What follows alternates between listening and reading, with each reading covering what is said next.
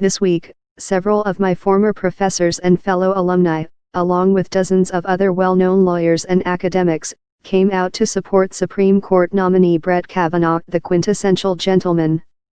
But interpreting their statements requires understanding the archaic context in which they are made.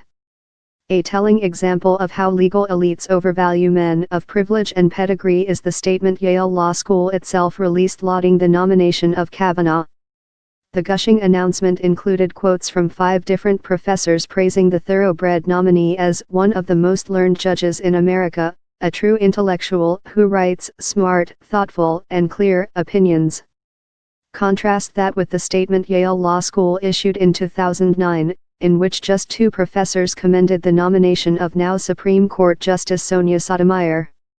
Those faculty focused heavily on personality traits, admiring a warm and wonderful human being and thoughtful and fair-minded jurist who combines heart and head.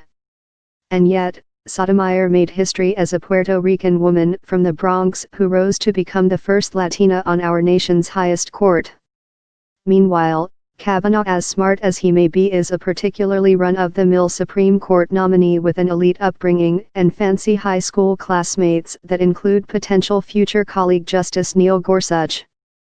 When I started at Yale Law School in 2011, it had never had a Latino tenure-track faculty member in its nearly 200-year history. As a member of the Latino Law Students Association, I saw for myself how the administration either ignored or rejected dozens of qualified candidates our group researched and recommended, as it had been doing for years. Either there wasn't a single Latino legal academic who met Yale's rigorous standards, or, more likely, it was holding Latinos to an entirely different standard.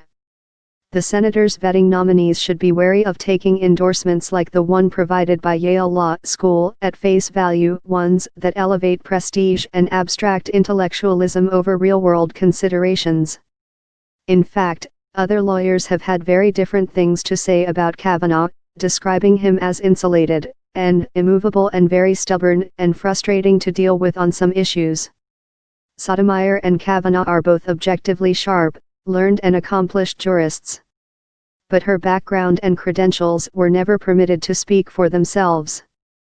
Neither should his. Andrea Nil Sanchez is a director at the Rabin Group, where she helps clients navigate the media, policy and advocacy spaces. She is a former reporter for Think Progress and trial attorney.